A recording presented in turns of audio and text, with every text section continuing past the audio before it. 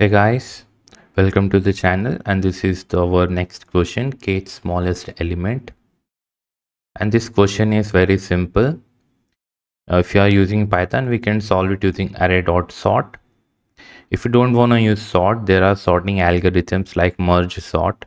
It will give you the exact time complexity you needed, or you can use any other sort which is as short as a given time complexity.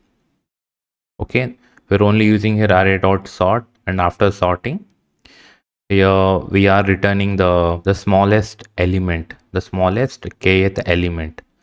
K is the position, k minus 1 will be the index of that position. So we are giving k minus 1. It will take that position value and it will return to the function. Thank you. If you understood the approach, please give a like and comment down below you have understood. And don't forget to subscribe and like. We'll be uploading more useful videos in the future, and just stay updated. And thank you for watching. Let's meet in the next question.